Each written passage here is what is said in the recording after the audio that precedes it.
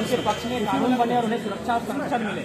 तो जो संरक्षण आप ईश्वर से अल्लाह से सोचते हैं कि मिलेगा, वही संरक्षण आपको सदन के भीतर कानूनों से मिलता है।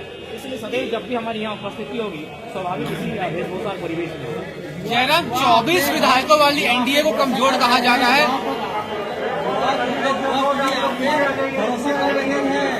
देखिए, युवा मैंने मुझे भरोसा किया है तो युवा के मुद्दों के साथ मैं हमेशा प्रखर रहूंगा और उनके सदैव साथ खड़ा रहूंगा। जयराम जी, ये आपने अभी कानून की बात की, लेकिन कल से एक आपका वीडियो वायरल है जिसमें आप किसी नाजिर को बोल रहे हैं कि पटक के मारेंगे। आप कानून बनाने वाले आदमी हैं, अब आप विधायक हैं, ऐसी भाषा क्या आपको सही लगी? बिल्कुल नहीं, मैं स्वयं मानता हूँ कि ऐसी भाषा बिल्कुल भी उचित नहीं है। लेकिन सवाल ये है कि आप लोग इस विषय को भी जानना होगा कि एक नाजिर जो कि सरकारी नौकरी करता है उसे कई हजार रुपए तनख्वाह मिलती है और एक गरीब मजदूर से 10,000 रुपए घूस लेता है। जब उसको हम फोन करते हैं तो 3 बार फोन को काट देता है, बोलता है हम बाहर में हैं। तो स्वाभाविक एक मानवीय प्रतिक्रिया होती है।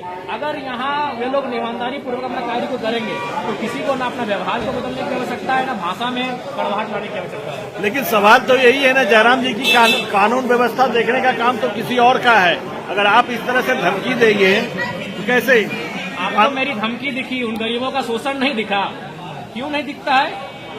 आपको मेरी धमकी दिखी, मैंने उनको कहा आपको तकलीफ लगा, उन्होंने 10,000 रुपए घूस ले लिया, किसी को तकलीफ नहीं लगा। तो संविधान की शपथ लेने वाले जयराम कानून से चलेंगे या कानून तोड़ेंगे? आगे सामने वाले पे निर्भर करता है, 100 में से 1 मिस्टेक होगा। जयराम जी, आपने संविधान का शपथ लेने वाले जयराम जो है संविधान से चलेंगे या धमकी से चलेंगे? संविधान से भी चलेंगे और जहाँ अग्रेसन की आवश्यकता होगी अग्रेसन से चलेंगे। प्रधानमंत्री चौधरी चरण सिंह का भी एक कथन था कि देश के किसानों एक नजर रखना खेत खलिहान पे और दूसरी नजर रखना लाल किला के मचान पे। लाल किला के मचान का अर्थ है हाउस, चाहे पार्लियामेंट्री का हाउस हो या असेंबली का हाउस हो। और हम जब भी किसान मित्र हैं, जब भी हम लोग खेतों में प्रवेश करते हैं, जब भी अपने खलिहान में प्रवेश करते हैं, वहाँ खेती का कार्य करते हैं। तो हमारी आस्था, जो आस्था खेतों के प्रति है, वही आस्था इस सदन के प्रति होगी। क्योंकि सदन भी कहीं न कहीं हमारे लिए इसीलिए बनाया गया है ताकि यहाँ हर को अधिकार की बात फसल नदी का होगा, फसल नीति का होगा, फसल युवाओं के रोजगार का होगा। जयराम, एनडीए 24 सीटें लाई, उसको कमजोर कहा जा रहा है। अकेले जयराम कैसे सामना करेंगे 56 विधायकों का? देखिए, मेरा मानना है कि एक रहे चाहे 100 रहे, आपकी संख्या मायने नहीं रखती है, आपके विचार मायने रखते हैं।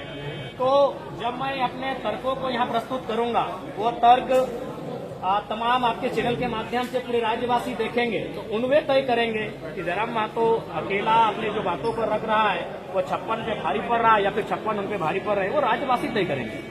आपके अलावा 80 विधायकों में बेहतर कौन लगता है आपको? देखिए, अभी ये मेरा पहला दिन है जब मैं उनके साथ बैठूंगा, मिलूंगा, उनके व्यवहार का आकलन करूंगा, उसके बाद इस निष्कर्ष पे मैं पहुंचकर बात करूंगा। सीट पे लड़ रहे हैं, हम तो सड़क में लड़ रहे हैं, हम तो सड़क के बाहर भी लड़ रहे हैं, तो एक सीट से हम लड़ेंगे। मुद्दों की आवाज जो बार बार कहते रहे सिद्धांत पर लड़ते हैं, क्या सिद्धांत पर चलने के लिए सत्ता जरूरी नहीं? बिल्कुल जरूरी है। मैंने अपने इंटरव्यू में भी कहा था कि सिद्धांत और सत्ता दोनों विपरीत दिशा में है, लेकिन कभी कभी सत्ता को हासिल करने के लिए आपको सिद्धांतों का त्याग इसलिए करना पड़ता है कि आपकी जनता आपको सत्ता में काबिज होते हुए देखना चाहती है, क्योंकि जनता की समस्या का समाधान सिद्धांत से नहीं सत्ता से होगा।